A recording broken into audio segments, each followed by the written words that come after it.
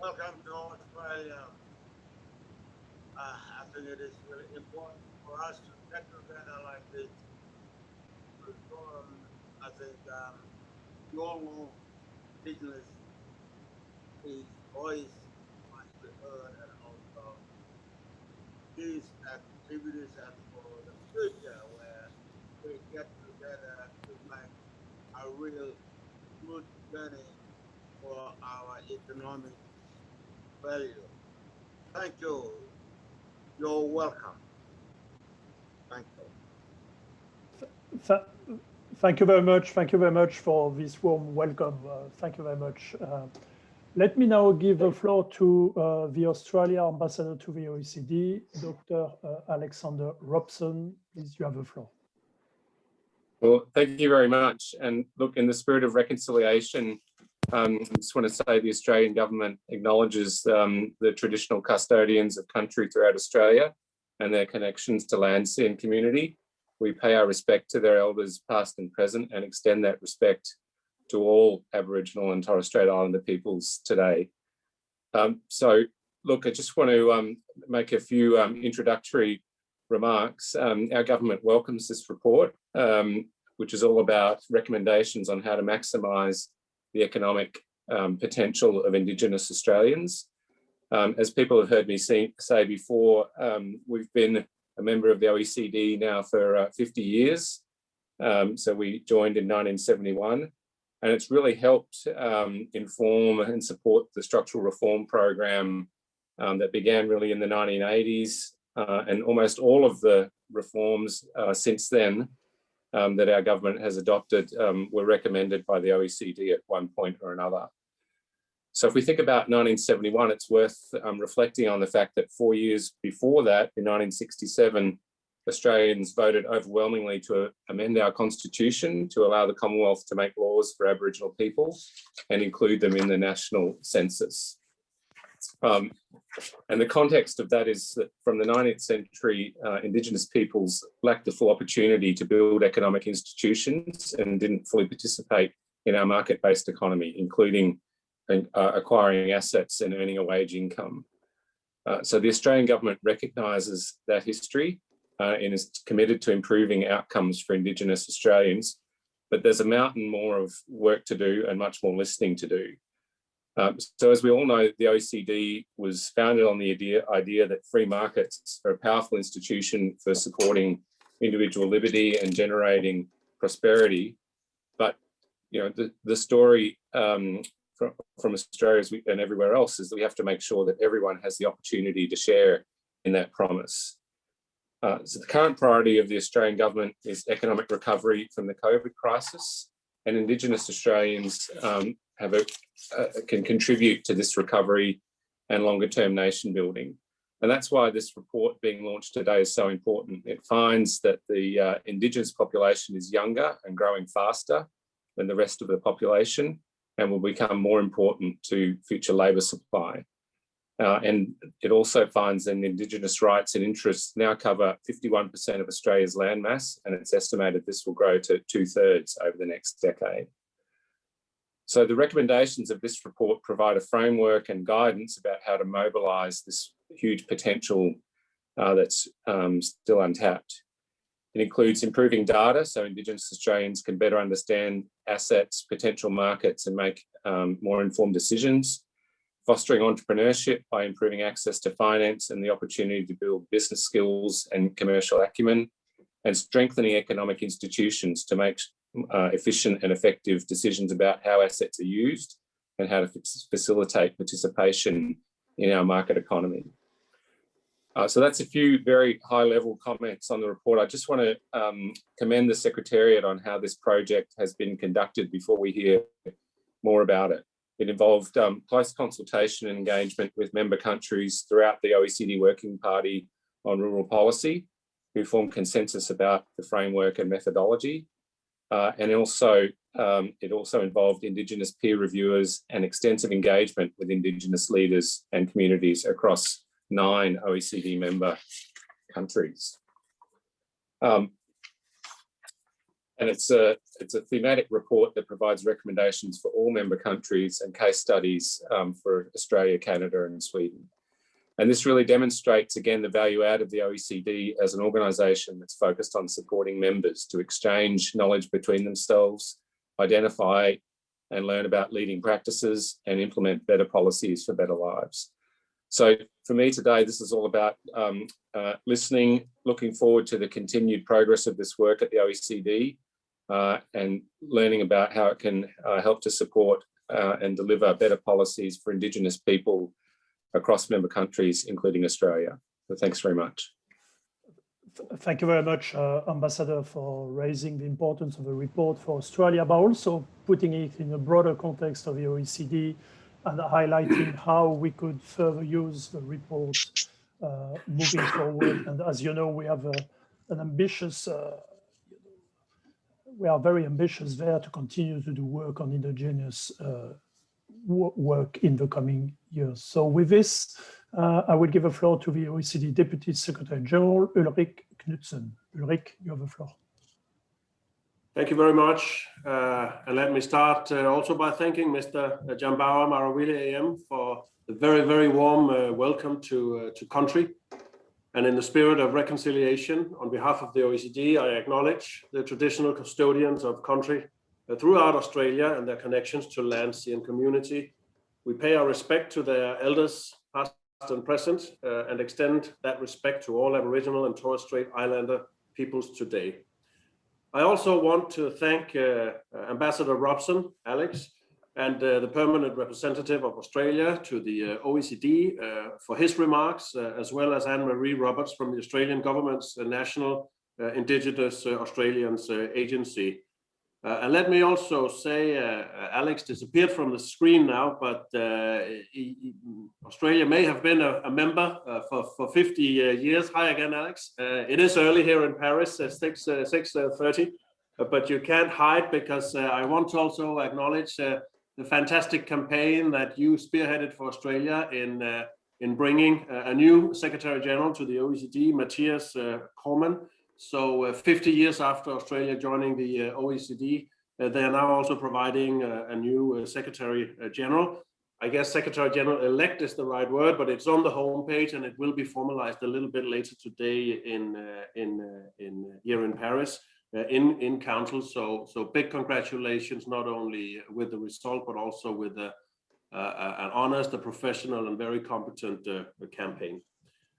More widely, I would like to acknowledge the Australian government's support of this important work. Australia was one of the first countries to support this project from the outset and has been a very strong partner throughout. The case study of Australia that we're launching today is the third in this series on linking Indigenous communities with regional development. We've also produced case studies of Canada and Sweden, as Ambassador Robson mentioned, and a global thematic report on Indigenous development more broadly. The OECD is home to actually about 38 million Indigenous people living in 13 of our member countries, including my own Denmark, actually, in Greenland. For many of them, their relationship with the government is complex and has sometimes been difficult, characterized in many cases by subjugation. Yet things are beginning to change. More and more, we see governments taking steps towards national reconciliation with Indigenous peoples and a shift in the mindset towards empowerment. At the OECD, we have supported a development approach that is inclusive, diverse, and led from the bottom up. OECD governments increasingly recognize the value of Indigenous languages, cultures, and traditional knowledge. There's also a growing recognition of the contribution that Indigenous peoples make towards national economic development, including as stewards of the land and natural environment.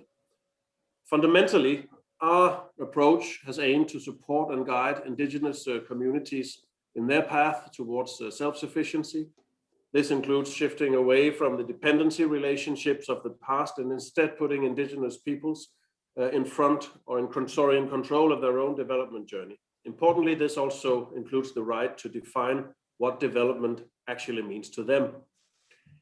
This place-based Indigenous-led approach has led to a set of policy recommendations that puts the vision and input of Indigenous peoples up front. As part of this work, we were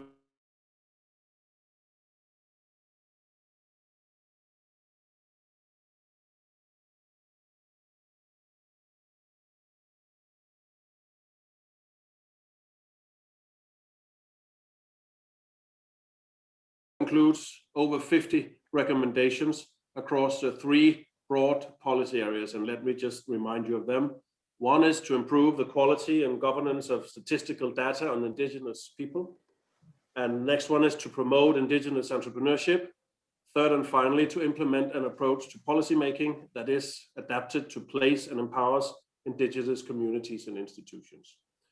So in addition to improving the economic potential of Australian Indigenous communities, the work will actually also help deepen our work around Indigenous communities at the OECD. We're looking forward to strengthening our current network of Indigenous leaders and countries and continuing to share best practices. The OECD stands ready to help countries with Indigenous populations to monitor the implementation of recommendations, to inform future policy work, and to support economic development. Thank you very much. Thank you very much, Ulrich. Let me now give the floor to Anne-Marie Roberts. She's Group Manager in the Northern Australia Development Task Force in the National Indigenous Australia Agency. Anne-Marie, you have the floor. Thank you. Firstly, can I just acknowledge the lands of the Indigenous people we all sit on today to participate in this launch. Can I also acknowledge the welcome by Jamwa to country and pay my respects to the tireless commitment that Jamwa has for leading his contribution to Indigenous progress in his country in particular, but to the nation. So thanks, Jamwa, and it's lovely to see you again. So my comments will focus on the benefits of prioritising Indigenous economic development policies and how international collaboration helps inform better policies for Indigenous Australians. I make these comments as a senior Indigenous public servant representing the National Indigenous Australians Agency. Our Minister consistently talks about framing Indigenous Australians in terms of opportunity. In other words, Indigenous Australians can aspire to any level of educational attainment, job and leadership position and be successful for themselves, their family and their communities. This priority is even more important in the context of the economic recovery from COVID, which has accelerated disruption and change for business, together with a weaker labour market that places a higher premium on skills. In saying this, we need to acknowledge the past. Indigenous Australians have had a difficult economic history. Until the 1970s, we were largely excluded from markets. This history has resulted in a lack of intergenerational wealth transfer, wealth accumulation, and familiarity with business and markets. However, this does not define us, nor should it put barriers to our aspirations in terms of skills development, employment, and business. In the recent decades, we have seen progress. More Indigenous Australians are starting and growing businesses. The number of Indigenous owners increased from 10,500 to 19,400 between 2006 and 2016. More Indigenous Australians are finishing secondary school. Between 2008 and 2018, the proportion of Indigenous Australians aged 20 to 24 attaining Year 12 or its equivalent increased by around 21 percentage points. More Indigenous Australians have secured rights and interests over land, sea and waters, and as Alex mentioned, it now sits at 51% of the Australian land mass. However, this progress is coming from a low base, and gaps in education, skills, employment and business with the non-Indigenous population are still significant. Successive Australian governments have taken policy measures to activate Indigenous economic development. These measures stretch back to the 1970s with the establishment of the Aboriginal Loans Commission to support home ownership and business growth, all the way through to the establishment of the Indigenous Procurement Policy in 2015. However, the predominant focus of Indigenous policies over this time have been addressing social needs, such as public housing, mental health, incarceration, and drug and alcohol services. Addressing these social needs are necessary, but are not sufficient to build pathways into the economy. It also doesn't necessarily help break dependency relationships and support wellbeing across the life course. And this is where we see the benefit of this work by the OECD. From the beginning of our engagement in 2016 with the OECD Secretariat, we have appreciated the focus on activating Indigenous economic potential and the way the Secretariat engaged with Indigenous peoples and national governments throughout the project. We organised a comprehensive engagement by the OECD with Indigenous Australians, governments and industry in July 2018. This included engagement with Indigenous leaders in Western Sydney, Shepparton, Central Australia, the Kimberley and Arnhem Land. I also had the opportunity to participate as a peer reviewer with the OECD in Canada. I was struck by the similarities faced by Indigenous communities and policymakers in Canada and the benefit of the OECD facilitating peer-to-peer learning and knowledge exchange. There are several key areas I would like to highlight where these lessons are particularly relevant for Australia. First is critical importance of usable data and information that can inform our Indigenous businesses and communities understand their assets and plan and prioritise investment. The OECD report identifies good practices in Australia, such as the Wellbeing Survey and the Community Plan developed by the Yaru and Broome, and internationally, such as Canada's Comprehensive Community Planning Program and Regional Comprehensive Economic Development Strategies in the US, that we can scale up and learn from. Second, the reports focus on Indigenous entrepreneurship that has numerous benefits, including the activation of assets and more jobs for Indigenous people. The OECD report emphasises the importance of local institutions that can combine intensive business development support and preferential access to finance to creating a better Indigenous business environment. In this regard, we have a lot to learn from the approach in Canada and the US through their networks and local Indigenous financial institutions. Another key area is in relation to procurement. The United States has operated a preferential procurement policy that includes a focus on First Nations since the 1970s. The US model puts a stronger focus on joint ventures as a mentor-protege approach that builds the capability of First Nations businesses. Third, the focus on the place-based approach that links Indigenous entrepreneurs and communities to markets. The report emphasises the need to build the professional capability of local Indigenous organisations as a key foundation for economic progress. This includes leadership skills, strategic planning, and commercial acumen. We have much to learn from other jurisdictions about the professionalisation agenda. Another area is how to strengthen linkages between Indigenous organisations and local governments and the Regional Development Australia committees. It is difficult for Indigenous Australians to be visible in economic development if they are not at the table shaping local and regional development priorities and decision making.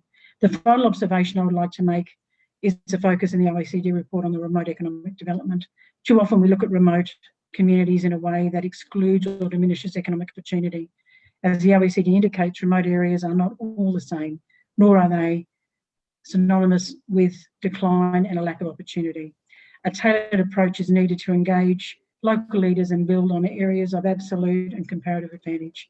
I would like to thank the OECD Secretariat for its work, support from the Australian delegation for our engagement, and the time and effort put in by our staff and Indigenous communities involved in this work. I look forward to consideration and action on the report's recommendations. Thank you. Thank you very much, Mrs. Roberts, for these words. With this, I think I would like to thank our three intervention and Mr. Jambawa for the opening of the meeting. And let's move now straight to the presentation of the main findings and recommendation of the report. And here I would like to give the floor to Chris MacDonald, who was a Senior Policy Officer at the OECD before going back to Australia. So Chris, you have the floor. Thank you, Alan.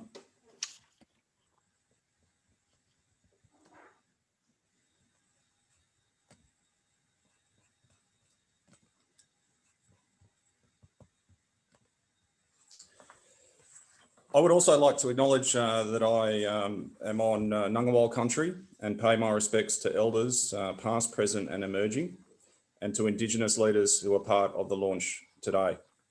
I'd also like to acknowledge the team who produced this work in the Secretariat, the experts involved in it from the Centre for Aboriginal Economic Policy Research at ANU, Jeanette Pope, and peer reviewers from Canada and New Zealand. I'd also like to thank all those who participated in this work, particularly during the mission that we held in Australia in 2018. So today I'll provide a brief overview of the OECD framework, the approach that we've taken to this project as a whole, and then the key findings and recommendations. So this report about Australia is located within and informed by a global report released in June 2019 at MRIP in Geneva. It had the active involvement of 14 countries and the European Commission, and we engaged directly with over 600 people and spent time with 36 First Nation communities across OECD member countries. Throughout, we stuck with the fundamental principle about how to activate Indigenous economic potential and facilitate participation in markets. However, I have to emphasise that it was a process of learning and adjustment as we conducted the engagement and considered the evidence before us. The recommendations of the report focus on four key ingredients for thriving Indigenous economies, the global report. One is around usable data and information. The second is on fostering entrepreneurship. The third is activating land, sea, water and cultural assets. And the fourth is strengthening and building local economic institutions. I encourage you to all review the global report, which is available on the OECD iLibrary if you haven't seen it already. So in terms of the trends and analysis, I will just provide an overview of the report and make some key observations. The first, as the Ambassador mentioned, is that there is significant potential in the human capital of Indigenous Australians, and this will become more important to the Australian economy in future. The Indigenous population of Australia is younger. It has a median age of 23 years compared to 37 years for the non-Indigenous population, and it is projected to grow to just a bit over 1 million by 2030 due to a higher fertility rate and increasing propensity to self-identify as Indigenous. Another area of economic contribution is the growing Indigenous estate. As mentioned earlier by the speakers, Indigenous tenure, which is native title and statutory land rights, currently covers 51% of Australia's land mass and is projected to increase to 2/3 over the next decade due to the resolution of outstanding claims. As we shift to a post-determination era, greater focus will need to be placed on how Indigenous Australians can best utilise their estate, including for commercial benefit. Relative to the non-Indigenous population, more Indigenous Australians live in lower density economies, i.e. in regional and rural Australia. This chart uses the OECD territorial classification for comparative purposes, but similar findings are generated when using the ABS geographic classification. Given these land and human assets, Indigenous Australians have the potential to be important drivers of regional and national economic development. However, Australia is not mobilising the economic potential of Indigenous Australians. There are various reasons for these gaps in economic outcomes between Indigenous and non-Indigenous Australians. These include mismatches in skills, experience and location relative to the jobs that businesses are creating. And as Anne-Marie mentioned, this is likely to become more of a risk in a weaker labour market that places a higher premium on skills. barriers to the activation of land, sea, water and cultural resource rights, discrimination and cultural bias, and lack of intergenerational wealth transfer and experience of participation in markets. Importantly, gaps between Indigenous and non-Indigenous economic and wellbeing indicators are much larger in Australia relative to comparable settler countries that inherited British institutions, like the ones on the slide from Canada, New Zealand and the US. And this is not only at the national level. When you start to dig under at the subnational level, you can see similar trends. For example, the Northern Territory has the lowest Indigenous economic outcomes and largest gaps of any region in the OECD that has an Indigenous population and where data is available. These outcomes are worse than comparable jurisdictions at the subnational level, such as Alaska and Nunavut. These findings demonstrate the scope for Australia to learn from other jurisdictions to improve domestic policy settings. One novelty of the OECD work was the comparison of Indigenous economic and demographic indicators at a small area level. From our understanding, this sort of empirical work hadn't been done before. What the slide or the chart represents is a sample of 213 small regions across 4 countries, and included in the analysis in our global report was Mexico as well. The empirical analysis reveals 2 key findings. Again, first, there are relatively more Indigenous people who live in low density economies in rural areas. And the gaps in well-being are larger in these types of regions. And again, these gaps are much larger in the Australian context.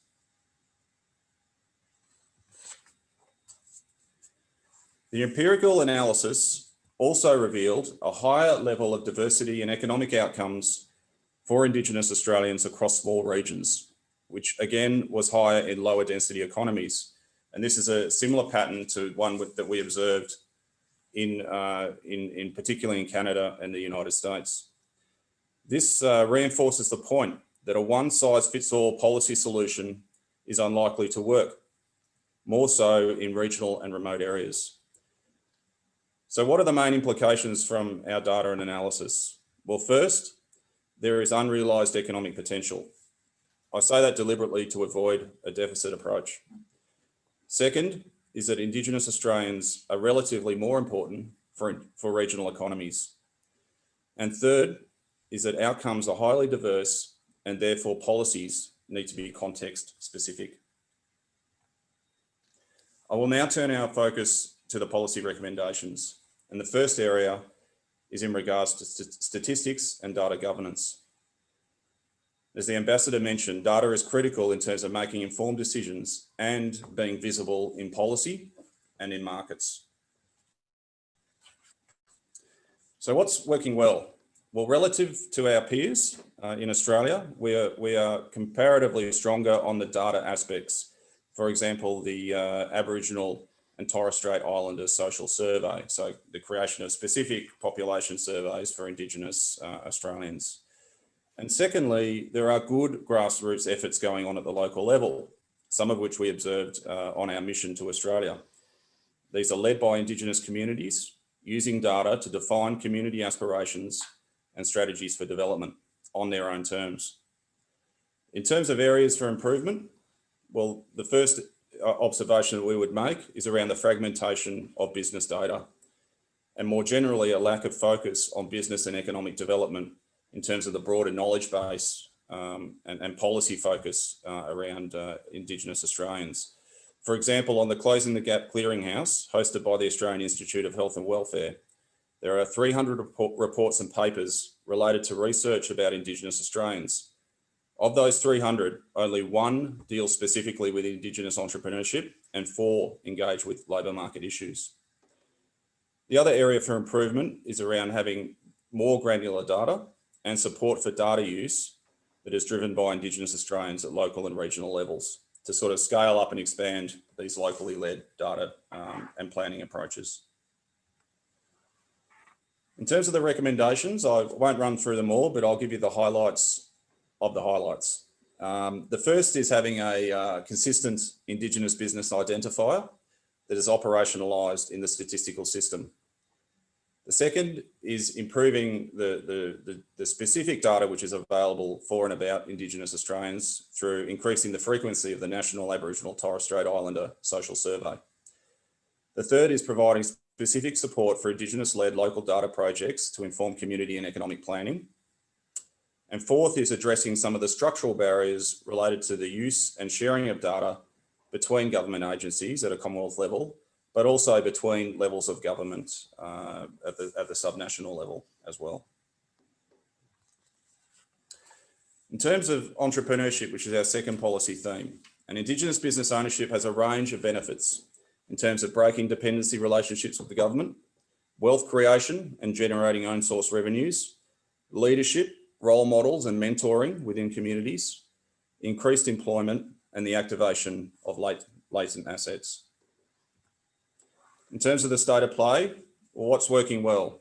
We found the engagement revealed strong and effective local efforts to combine economic participation and community development. And we found this across all the communities that we engaged with through this work. The second is the increased policy focus in recent years on economic and business development within Indigenous affairs, and a marginal shift away from a predominantly social policy and welfare focus. In terms of areas for improvement, and this is based on our analysis of the current policy settings in Australia and also assessing them in relative to international peers, there are basically three challenges. The first is around a lack of coherence across economic policy domains. There is no comprehensive and integrated policy direction in terms of Indigenous economic development. The second is a lack of focus on land activation. Local traditional owners generally lack the means. By that we mean the authority, capital and information to make decisions about land use. Too much power sits with statutory agencies and service providers relative to local entities such as PBCs. And the third is the difficulties for entrepreneurs to access the support and capital needed at the right time, particularly at a startup and early growth phase. This is an issue of the type of financial instruments that are available and also how that support is delivered. With the recommendations, the first point is for the development of a national Indigenous economic policy framework that provides comprehensive and integrated direction across entrepreneurship, employment, the activation of land, sea, water and cultural assets, and strengthening local institutions. Another is around building a national procurement market for Indigenous businesses that is underpinned by common rules. The third is changing the way that business support and financial intermediation is delivered for Indigenous entrepreneurs and small business by establishing a network of local Aboriginal financial institutions. And this also implies a different role for existing institutions such as IBA. This last recommendation draws on lessons identified within this work from the establishment of local Indigenous financial institutions in the United States and Canada since the 1980s. Our third and final theme is around implementing a place-based approach. And what you'll see in the empirical findings is that there are such differentiated outcomes at the local level. And when you combine this with the insight about the attachment that Indigenous Australians have to kin and country, this necessitates a localised approach to policy implementation and economic development, which is also consistent with the National Agreement on Closing the Gap. In terms of what's working well, we could see progress has occurred on a number of fronts. One is through the Native Title Act and the establishment of registered native title bodies corporate under that Act. The second is the general observation about a bipartisan approach that has been developed through Closing the Gap and earlier through the Council of Australian Governments. The third is around the development and implementation of local decision-making frameworks, where assets and services are devolved to Indigenous organisations, for example, in the Northern Territory and New South Wales. Again, those areas of improvement. Most Indigenous institutions, local organisations, are caught in a cycle of dependency on short-term government grant funding, which makes it difficult for them to be strategic or incentivise the generation of own source revenues. There are also a lack of institutions that enable those local organisations to develop economies of scale and for them to have access to business and economic development support. Hence the focus in the report on co-development institutions and business advisory services.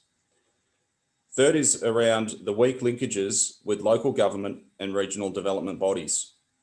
Local government is a critical player and often overlooked in this space. And finally, the lack of tools to deliver a place-based approach, which results in the fragmentation of funding at the local level and high transaction costs for local organisations.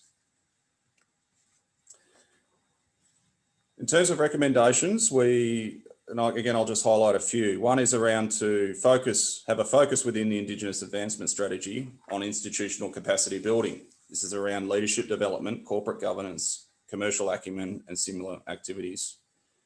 The second is around a focus on training, expert advice, the provision of common templates and tools, and peer learning in regards to commercial agreement making for local traditional owner groups.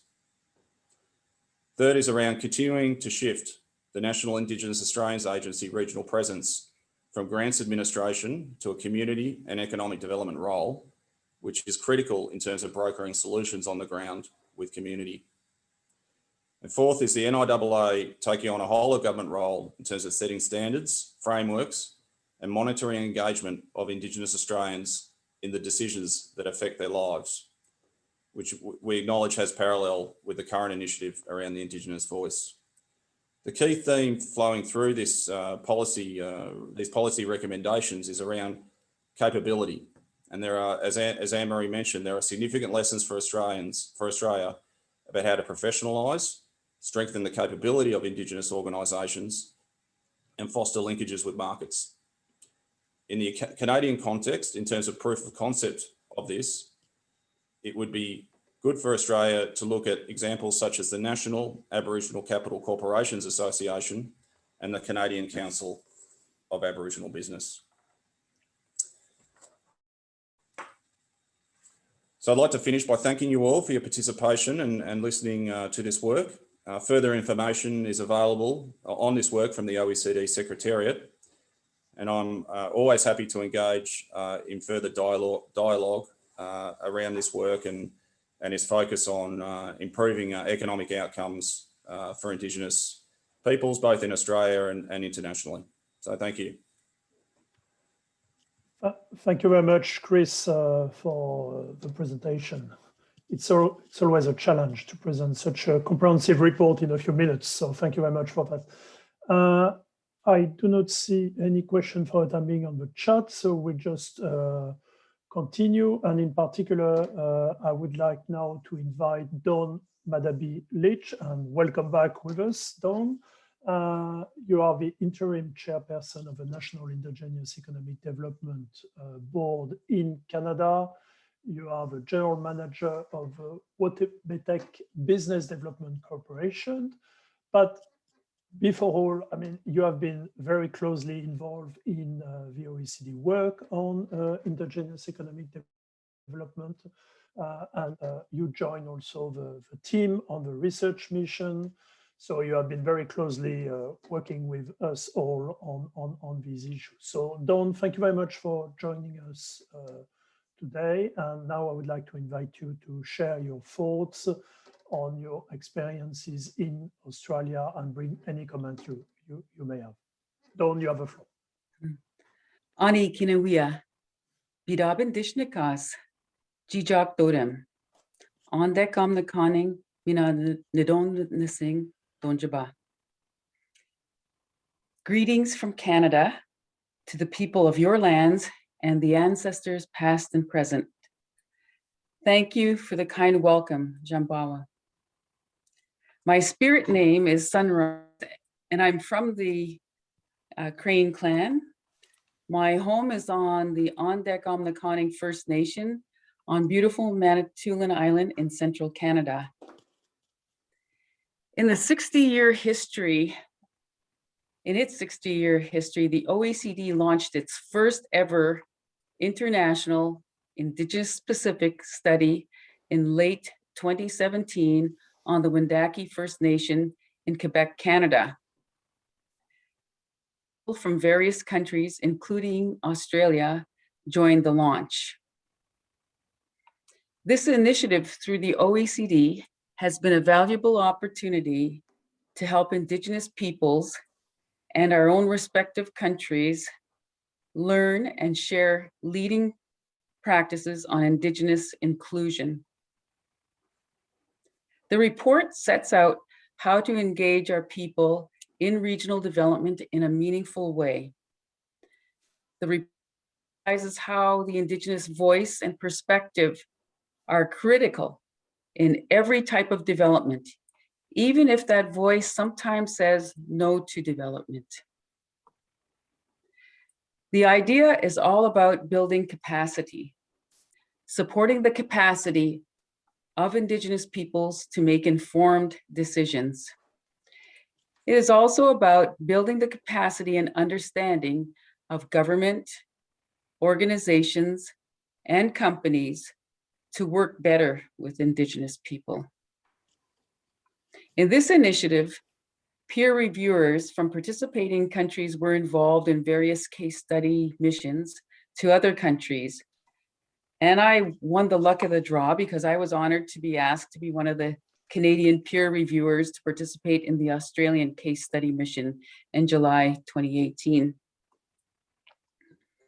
Involvement in the study mission started in Canberra, then took me to Western Australia, and then up to the Northern Territory of the country.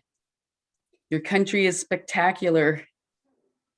I was very honored to visit the Indigenous people, the various organizations, the companies, as well as government officials in these regions, and to experience the beauty of the lands there.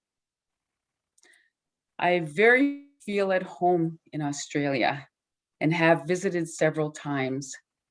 I hope someday to visit again soon, as you have the most unique landscapes in the world, and I've made some lasting friendships there. While it was really nice to visit the cities and the towns, I was especially grateful to visit the Indigenous communities. I had the opportunity to visit the Yaru community in the northern part of Western Australia. I visited Lombadina, Jaringan, One Arm Point, and Beagle Bay near Mercedes Coves on the Dampier Peninsula. I experienced the Ganyangara in Arnhem Land and Baniala in East Arnhem. I'll never forget the beauty, the kindness, and the expressed hope of the people in these communities. I'd like to take a few moments to share a few of my many observations as a peer reviewer. I learned that the Indigenous entrepreneurial spirit and aspirations are strong. I listened to their ideas and witnessed many business successes. Given the right supports and capital, particularly in the more rural and remote areas, they can contribute significantly to regional economies. We've proven that, we've seen that firsthand in Canada, where when our communities progress and are successful, the whole region benefits from that. In my visits to the Indigenous communities, I saw small resorts, I saw construction companies, I saw the helicopter refueling business, a bauxite mine owned by Indigenous people. It was really exciting to see, but there is a need for more. In Canada, it was mentioned earlier, we have a network of 58 Aboriginal financial institutions that have collectively to date invested $2.7 billion in our own Indigenous businesses.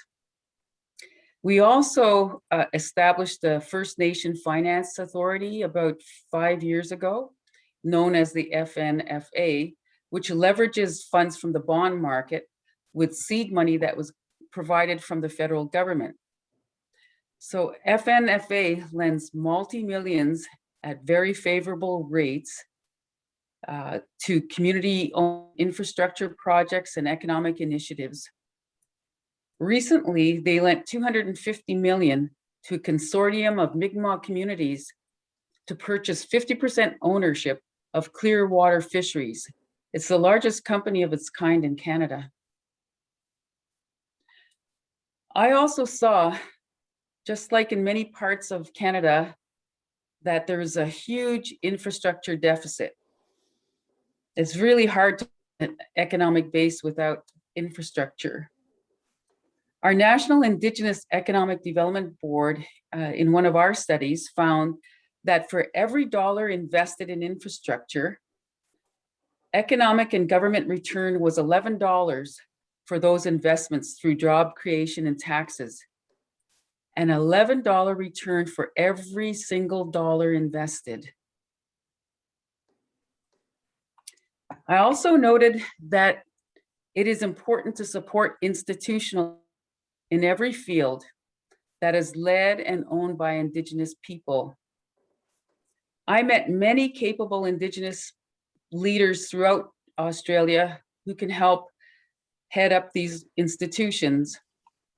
While I was there was the NAIDOC campaign themed "Because of Her, We Can," which highlighted the Indigenous women who excelled in all sectors, including science, sports, health, and politics, everything. There were capable Indigenous leaders in every sector. You also have initiatives like Supply Nation, Reconciliation Australia, Indigenous Business Australia, and the Rangers program that are doing amazing work, which Indigenous people in Canada are seeking to emulate or build on. Like Canada, you have strong remnants of colonialism, which are pervasive in all systems throughout the country, as it is here. There are needed legislative and policy changes, which should be done in cooperation with Indigenous peoples. The path to reconciliation is slow. The OECD report for Canada was launched just over a year ago in January 2020. I was happy to see that there are some similar elements in our respect. At our report launch, our Indigenous organizations decided to collaborate on ensuring that the report recommendations were carried out. I think it's important to point out here that our organizations had never formally worked together before, having operated separately in our own silos. This report brought us together, and over the past years, we have done quite a bit of work on it, resulting from the OECD report. We've taken it upon ourselves to develop a national Indigenous economic strategy for Canada. Indigenous people, ourselves, our own group of Indigenous organizations came up with calls to economic prosperity. And we held the pen all the way through putting this strategy. We now have a draft report currently being reviewed by our own Indigenous peer reviewers. The strategy will be launched later this year. We are also completing a business plan for what will be Supply Nation Canada. I would like to acknowledge Laura Berry for her guidance and openness in helping us with this effort. We hope to continue this collaboration with Australia as the Supply Nation brand has the potential to go global.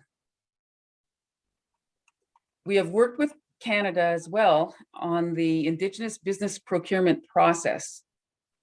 This included recently drafting our own definition of an Indigenous business. That was defined by our own people and what we feel is necessary, because we have an issue where sometimes businesses are labeled as Indigenous, but they're not. So we are looking at our own definition and looking at ways to certify and recertify those businesses as Indigenous.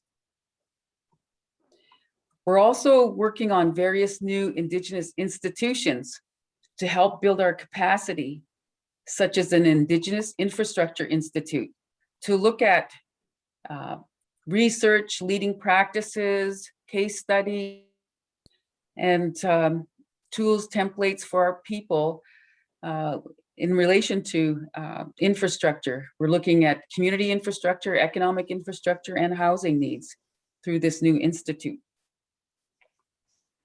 We're also just taking preliminary steps now to develop an institution on data collection using the OCAP research principles, which were developed by our own people.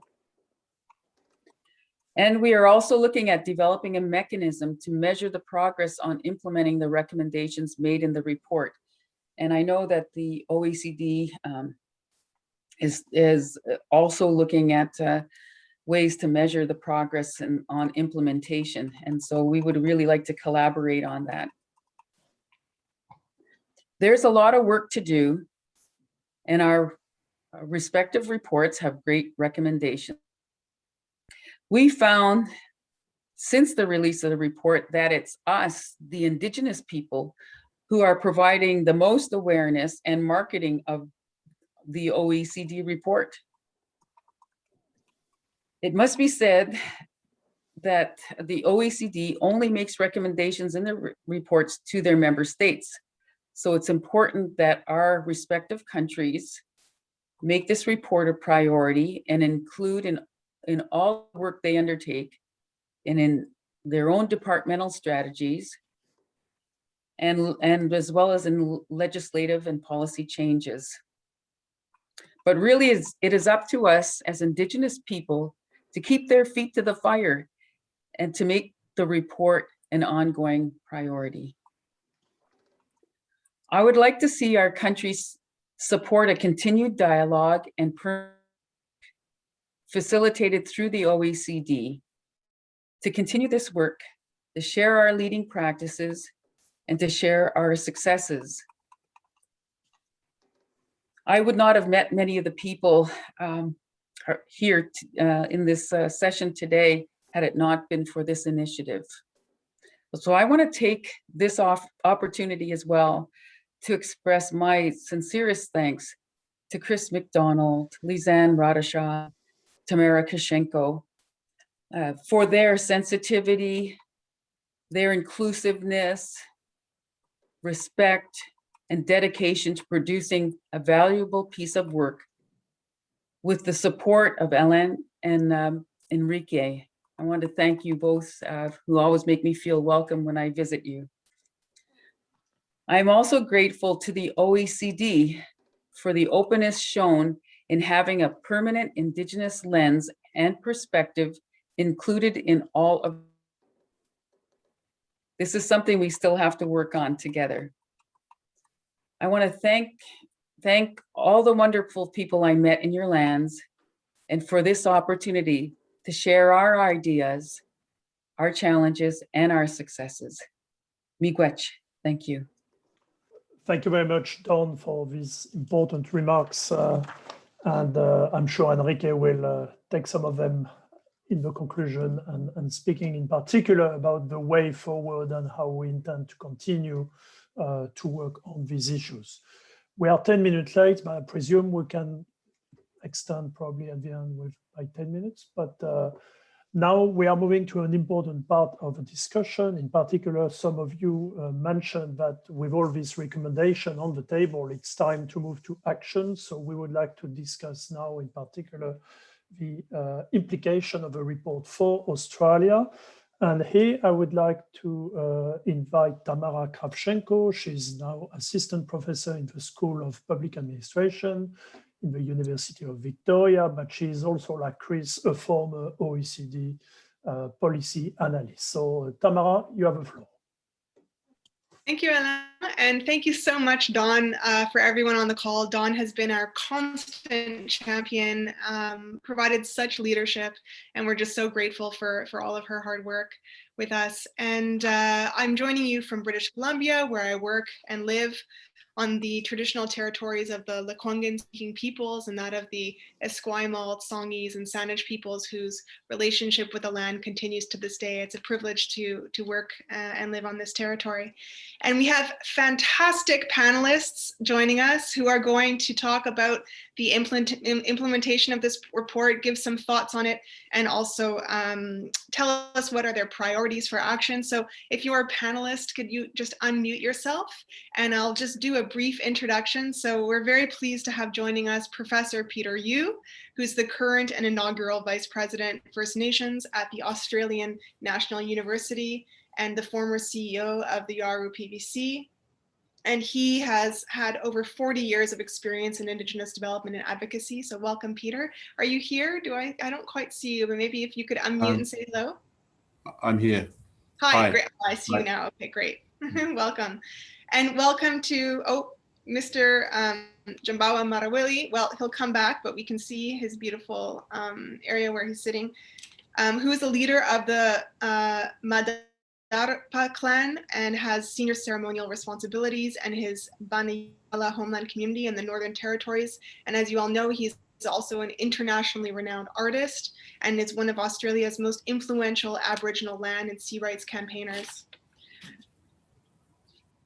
We are also joined by Ms. Laura Berry, who's the CEO of Supply Nation and has been absolutely busy leading the organization through a period of significant growth. And she's the founding director of Global Supplier Diversity Alliance.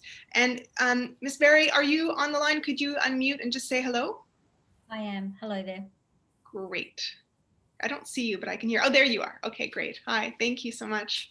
And unfortunately, I believe Mr. Paul Briggs and Ms. Debbie Barwick were not able to join. So we're going to have 3 panelists. If I'm wrong, and if you're here, please let us know. But I'd like to start us off with just asking our panelists if you could just give us your impressions of the report and your thoughts on being engaged in the process.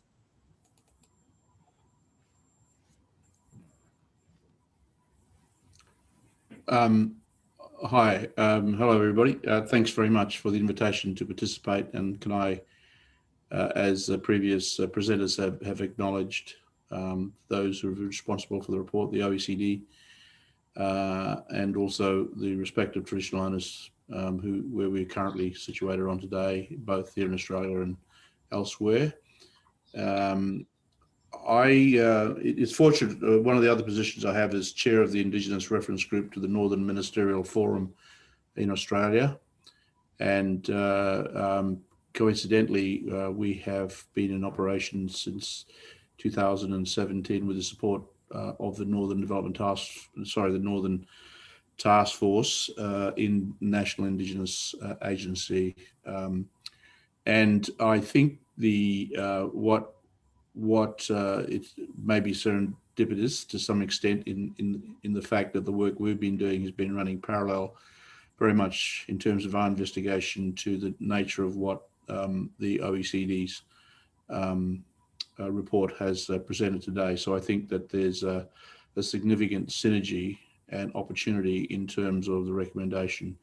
While our focus has been on Northern Australia specifically, arising out of the white paper in 2000, Australian White Paper on Development Northern Australia in 2015, I would suggest that the recommendations has a national significance and would cover most, if not all, other First Nation communities in the country. So I wouldn't worry too much about the title of Northern Australia, while that is specifically our task and our mandate. The recommendations very much, and I would like to recognise all of my other First Nation colleagues around the country who are here as well today. And as a result of the work that we have been doing, the Council of Australia, the National Strategic Alliance under the COAG Council of Australian Government arrangements includes the Prime Minister and the 2 state premiers of Queensland and Western Australia and the Chief Minister from the Northern Territory. signed a Northern Indigenous Development Accord at the end of 2019. And that accord commits to the principles and values of engagement of First Nation communities across Northern Australia in the Northern economy. That's the first ever such document signed. So I think there is a kind of connection with this milestone with the OECD developing and presenting the report and its recommendations very much in line with what the internal investigation domestically in Australia has occurred. I think clearly the next course of action, certainly I believe there's a tremendous opportunity with the work the OECD has done and I would support Dawn's comments to continue the momentum started in the relationship with First Nation communities globally. I think also, I think we here at the ANU, I guess we have to look internally as to how we continue to leverage the report and link up with the respective other institutional representation here in Australia, but also with communities as to how we might look at furthering the kind of the learning and knowledge from the investigations and implementing the recommendation. So I would suggest that the Australian National University would be very interested in making sure that there is a follow-up both internally, but also how that might apply towards engaging with our other First Nation brothers and sisters at the international level. But I think it's very obvious what it does at the end of the day present is an opportunity of partnership with governments, but also senior corporate players to look more creatively about unlocking the systemic barriers that have been there, prohibiting the greater participation, not only in terms of our own cultural economy in our own communities, but also our participation in the mainstream economy. And where the ambassador has mentioned particular baseline facts and statistics about Aboriginal asset ownership in Australia would seem to me in a post-COVID recovery, economic recovery strategy that it will be somewhat limited, if not perhaps an ability to engage the participation of Aboriginal people within the mainstream economy in our recovery to be a risk. But the other factor, I believe, is that we as First Nation communities have to be able to own that risk, the future risk of not being able to take up the challenges of our participation in the economy. Thank you. Thank you, Professor Yu. I open to the other panelists, Mr. Marawili, Ms. Mary, if you'd like to offer your impressions on the report and priorities going forward. And I also, for everyone joining on the call, you're welcome to type in questions for the panelists as well. If we have time, we'll get to those in the comment box. Yeah. Yeah, look, we certainly welcomed the report. I was fortunate enough to be in Paris at the OECD and present for some of the conversations that we had amongst all of the countries around the report's recommendations. From my perspective, from a supply nation and Indigenous business perspective, I think, the recommendations around data ring very true. Having the right data here in Australia to inform our sector about what is actually happening, where the opportunities are, and where businesses and entrepreneurs should be looking to take advantage of those opportunities is key to giving the empowerment to Indigenous business owners in the first place. And that's certainly something that we've taken on board at a supply nation level. We've launched 2 research reports in the last 12 months, one around the impacts of the COVID pandemic on our Indigenous business sector, but one that predated that, which was really about sort of the state of the sector. And so I think data and using data to inform our practices is really key. From my perspective as well, and Dawn's touched on this, the opportunity to collaborate internationally, to meet Indigenous leaders from around the world and to share experiences and to see the similarities that we all face in our respective countries, and then take some of those learnings back to our own countries, I think will certainly speed up that process for us. So stuff around access to finance, for example, and the Canadian model around Aboriginal financial institutions was something that I really brought back in to Australia as something that we should be thinking about when we have so many challenges for businesses and their access to capital, as Chris mentioned, especially in the early and growth stages of their business journey. So look, I found the report has been very beneficial to refer to an international report and study that is drawing on experiences from multiple jurisdictions around the world with similarities that we can then, I think, this launch today very much raises the awareness of that report, both at a government and a corporate level. And I think that we, to reiterate Dawn's point, we should be keeping everyone's feet to the fire on this, because I think all of the recommendations are doable, and the collaboration piece is key. And the commitment from government to continue to support that process as it rolls out is also key. So a very big thank you to the Secretariat for the work that was put into the report. I know it was incredibly comprehensive, and we've certainly used it even at a business level to inform the work that we've been doing. And there's lots of interest in the work that you've been doing, and especially in Canada. Supply Nation was profiled in a lot of our reports for all the fantastic work you're doing. Mr. Marawili, would you like to offer your general impressions on the report, any involvement in the involvement in the process of the report as well?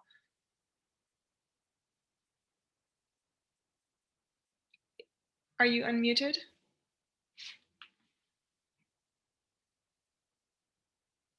We can't quite hear you. You can hear me clear. Got it. You got it? You can hear me? I can hear you now. Yeah. You can hear me? All right. Oh, yes. It's really difficult when I talk through this forum like this one now. You know, it's, I don't really, I don't feel confidence, like, but now, yes, I think it is really important. It's really important for me to be with you, Mob. I think this is one of the things that I can hear what's happening in your side. I think it is really very, very important things are happening in long-term future, like, making it economy has been planted or has been exist or dragged along. We here in Harnamland, some of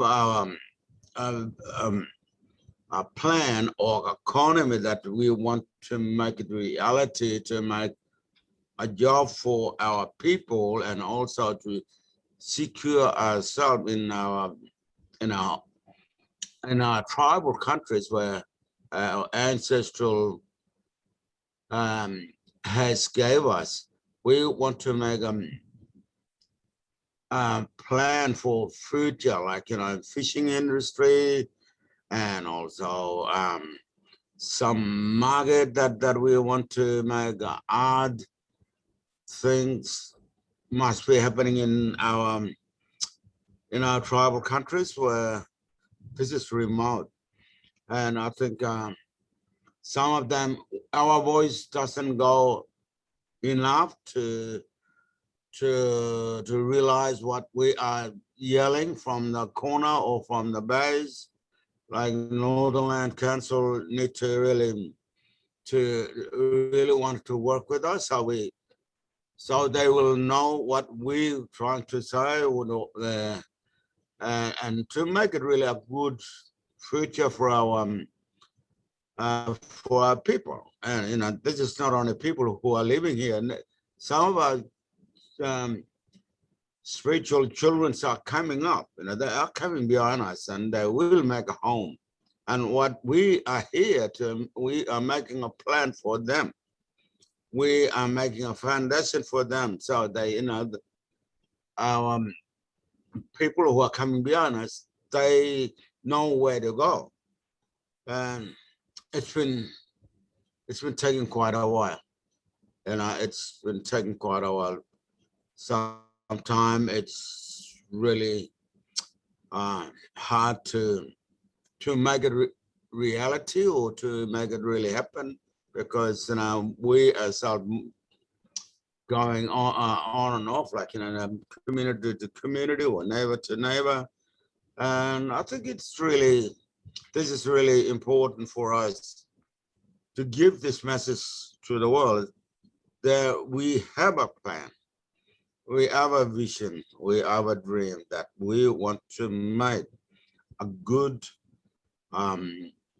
country or good Blue Mud Bay area for a good reason, for our business things, like, you know, business or economic things that could be really happening, to make it a reality, bring people back from a mainstream town to make it a really a good soil for our people, like, you know, making jobs and putting them into really onto a real jobs, instead of sitting around there begging for CDP or for pension or whatever. I think that there should be a business economy that people can be getting into it and making it really a good future, a really strong, healthy future for them.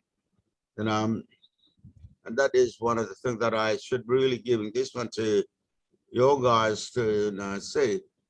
We do have a plan. We has been making a plan. We've been putting it for a long-term future. Doesn't really pop up yet. It doesn't really come up because maybe some of our people, our ministers or our government didn't really got the message very well. But, you know, the thing that we are doing it, you know, we are making a plan. We are making a pathway for our people in remote Blue Mud Bay or in Arnhem Land, like, you know. I'm talking from right from where my ancestral being has been buried and where my culture has been laid, our patterns and the science has been laid on this country, where the soul on the sea and also in the land,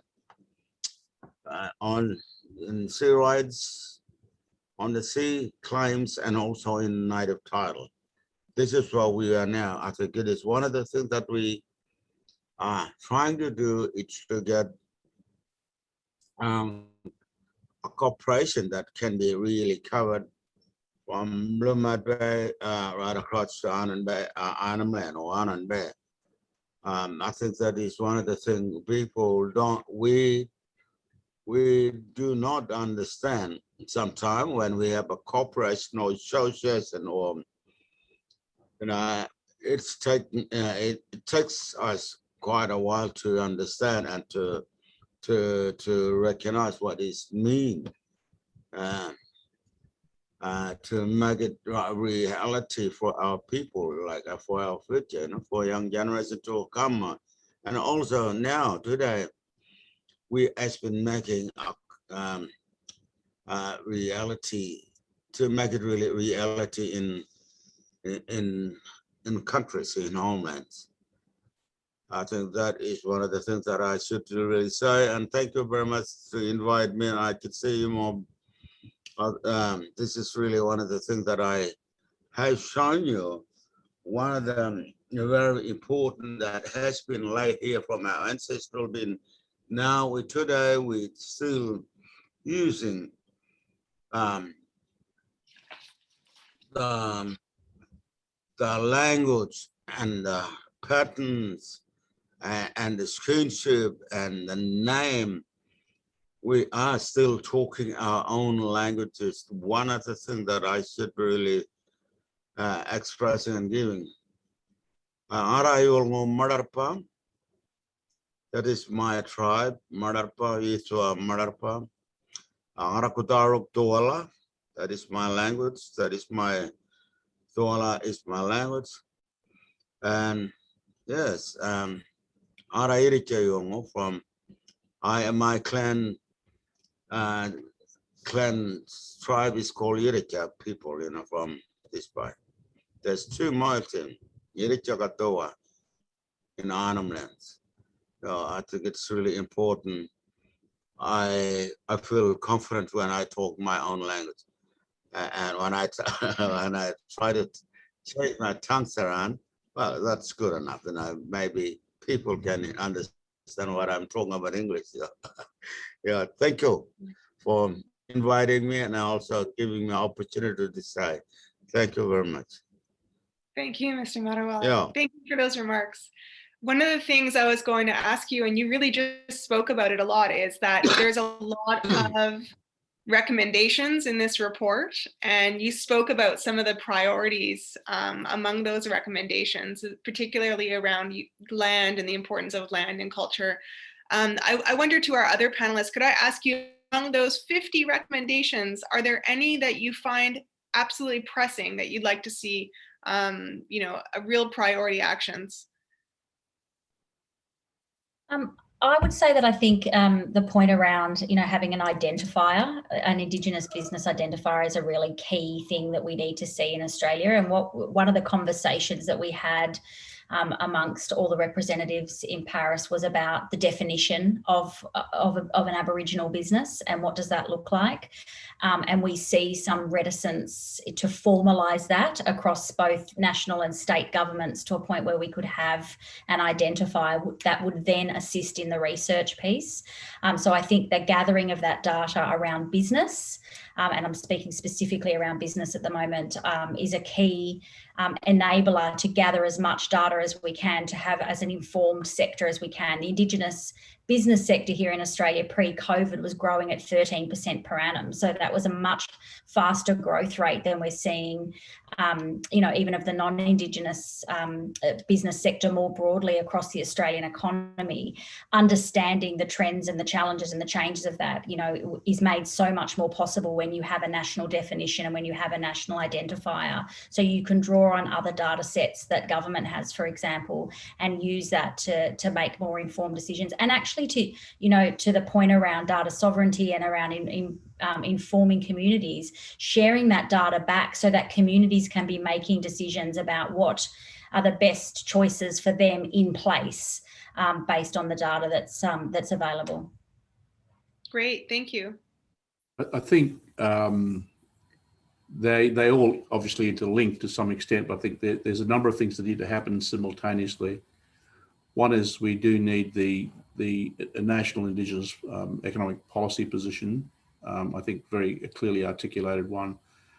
I think what we certainly need the capability in terms of the delivery machine, the mechanisms or the machinery for delivery, the kind of level of competency required in the governance and management capability across the country, so that there is the ability to take up existing opportunities through the procurement policy, but also, excuse me, also in their own right, where there are the Aboriginal entrepreneurs being able to access those opportunities. I think clearly the critical challenge we have is access to capital.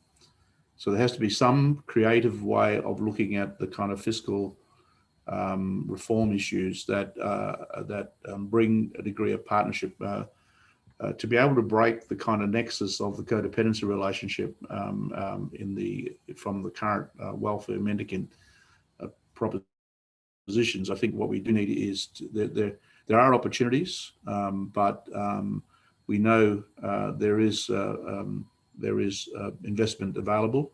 But what we've got to do is to be able to ensure that there is a direct pathway in accessing that capital to underwrite the nature of the growth of investment in our communities. Great. Thank you. We have some really great questions here. I think we only have time probably for one more question or so, but there's a pretty compelling one here. It's this vision of, you know, economic self-determination. So what does success look like for panelists? When we know that what they're there, what are we trying to achieve through this? How do you see success? And I think Don spoke really compellingly actually about some of the successes that we're seeing in Canada. So if I could ask the panelists that, what do you see as success, and what are the goals?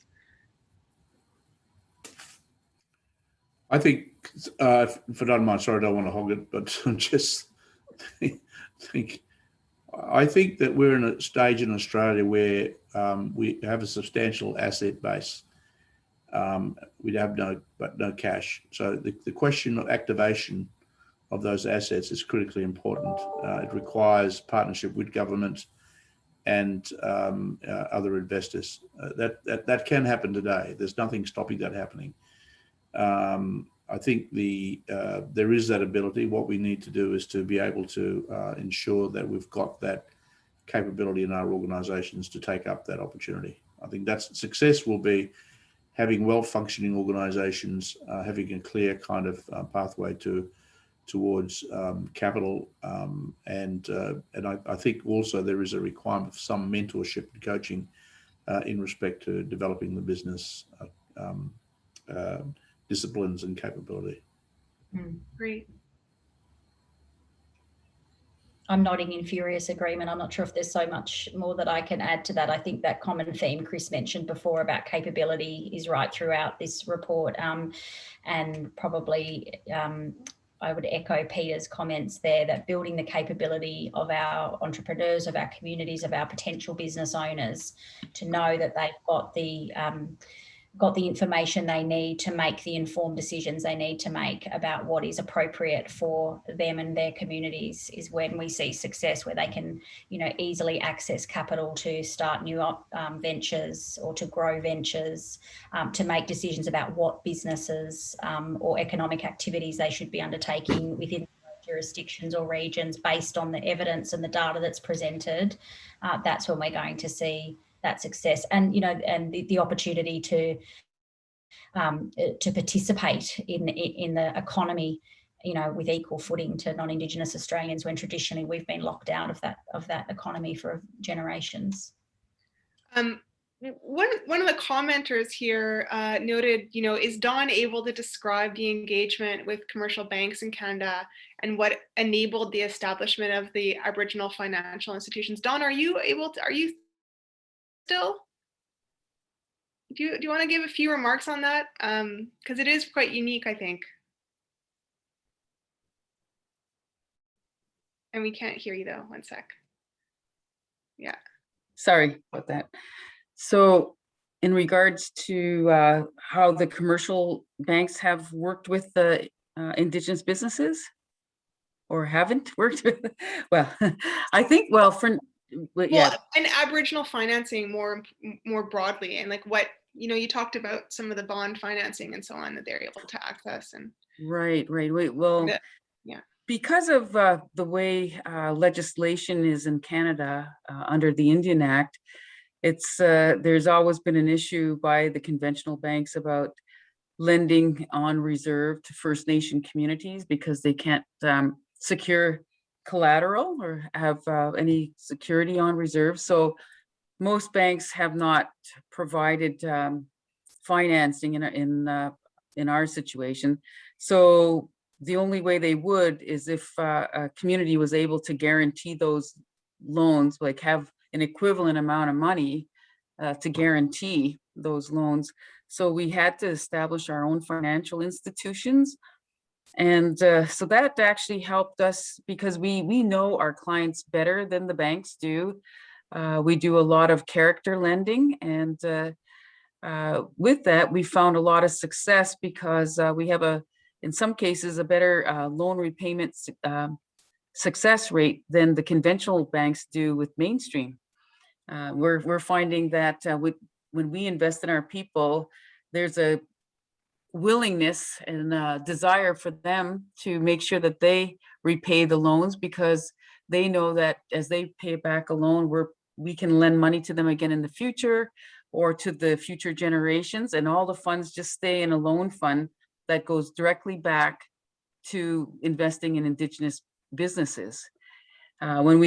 So it's worked out for us, and now that First Nation Finance Authority is very similar to what municipalities have in Canada, because municipalities can borrow to do infrastructure projects, but First Nation communities couldn't until about 5 years ago when we established this new institution. So now, or I should say before, when we had to borrow from the bank, we had short terms to pay back a loan, but now we can have the payments over a longer term at better rates, and it's working well. And now we're not just using it for infrastructure, but for major economic initiatives. So when communities can borrow 250 million to invest in a business, that is a huge employment generator, not just for Indigenous people, but for mainstream Canadians. I think now we're seeing some huge impacts and huge involvement in the Canadian economy.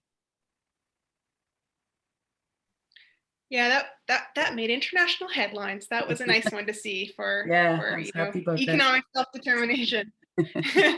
Absolutely. Now I'm keeping an eye on time. I wonder, do our panelists have any other final remarks that they'd like to offer?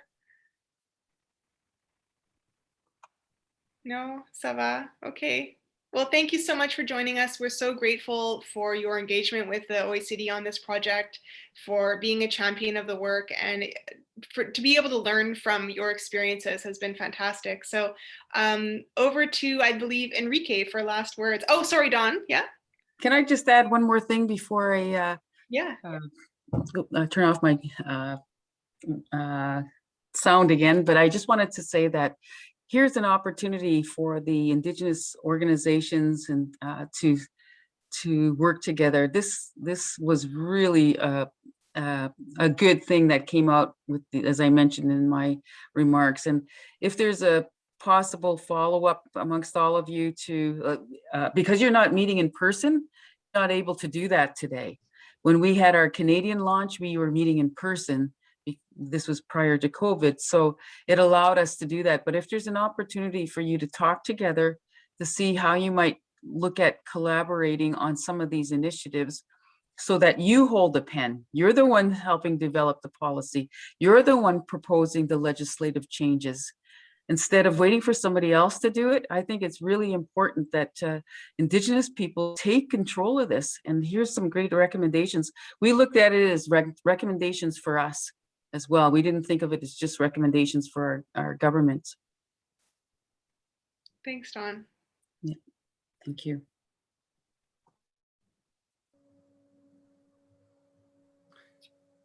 So I guess it's now to me, right, Tamara? Yeah, over to you, Enrique.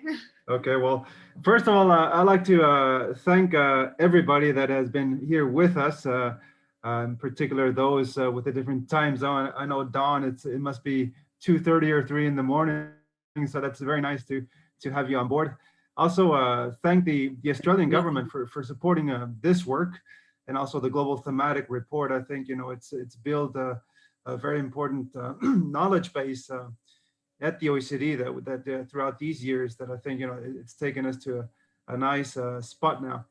As you know, perhaps it's nice to say this quote here, that more than ever, this is not the beginning of the end, but rather the end of the beginning, because like Alain mentioned before, we're planning on taking this work a bit forward. I'll come back to that on my final remarks, but perhaps as I was listening to today's discussions and a lot of the presentations that we heard both from Chris and some of the panelists, it's very much clear where this place-based approach can add value. I think I take a lot from the fact that there's a very strong place dimension, and in particular in Australia, the gaps across some territories are even stronger. So it can help with the overall policy design and process. But I think for me, what strikes me the most is we see this transition going from recognition, reconciliation towards empowerment. We also heard about the shift from social to economic policies. And I think this work can also take a lot of benefit, not just in terms of the place-based approach, but also across many OECD member countries, the whole process of decentralization. Because if you think about it, you know, the process of decentralization is really building up this bottom-up place-based approach, but also working a lot with visions. You know, how do you get a common bottom-up vision? How do you get people in a common geography to work together to establish their own vision? I think, you know, that's one of the key elements that we heard. But equally, in terms of decentralization, it's important, as we heard a lot about capacity building, about, you know, how can you empower, how can you work with them, how can you, it's not just about you know, developing a vision or providing resources, but how can you really empower and help some of these bottom-up communities to develop their own capacities, both on the data, on tracking, on monitoring, on delivering.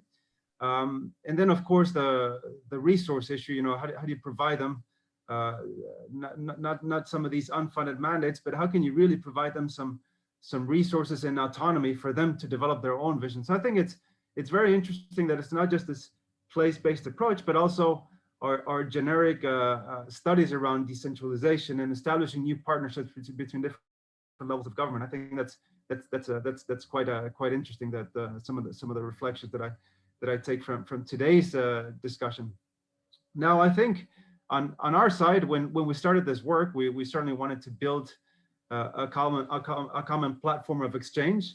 And I think, you know, from today's launch, we've seen that already. Some very nice exchanges from our Canadian peer reviewers down to the Australian. And the same was true when we launched the report in Canada and in Sweden. So that's, I'm very happy to see that it's already kind of operating in that sense, establish a knowledge base. I mean, we have this global reports that Chris mentioned before, and 3 case studies now. So I think that was very nice. But on our side, I think we want to continue building this work. Continue not just. I think we just scratched the surface on many issues, but I think it's also interesting that we focus now on the implementation as well. So it's not just you know, doing a nice report, launching it, but as Don mentioned before, you know, now the work is on your side, and the recommendations are not just for the national governments, but really towards some of these indigenous communities and a call for action. I think it's very strong. So how can we help, you know, the OECD in this process of implementation, not just on this case study of Australia, but also with the Swedish case study. We heard recently from one of our counterparts in Sweden that they have quite advanced a number of recommendations, and also from the Canadian side, we'll be interested on monitoring and tracking.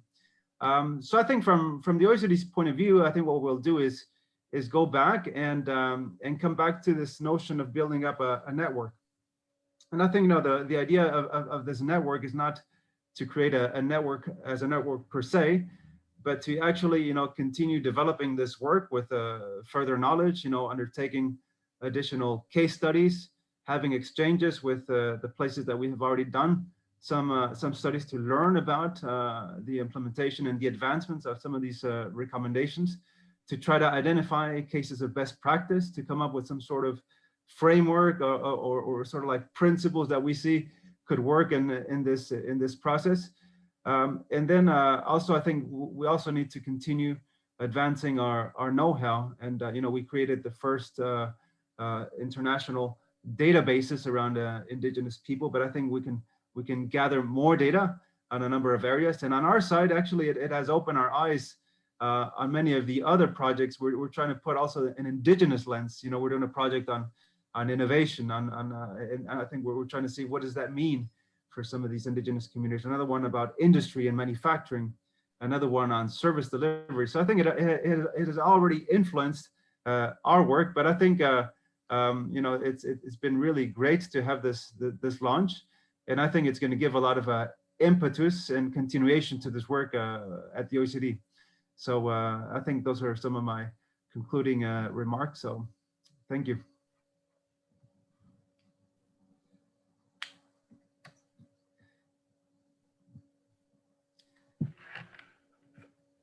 Thank you very much, Enrique. I think we are about to close, if I'm right. Lisanne, there is nothing else. I think we are good. So thanks a lot to all of you, all the speakers, the moderators, the presenter, also all of the participants for joining us today at different time of the day, depending where you are located. We know it's a big effort. I think, yeah, we have a lot of work in front of us, and certainly the OECD will take its share of it. But of course, we will be nothing without the work that can be achieved, not only in Australia, but also in the other countries that we mentioned. So thank you very much to all of you. I wish you a good evening, a good night, a good day. And we will, of course, circulate the important information to all of you and make a summary of this discussion and share with all of you. So thank you very much and see you soon in Paris or elsewhere. Bye-bye. Keep safe. Thank you. Bye-bye. Bye.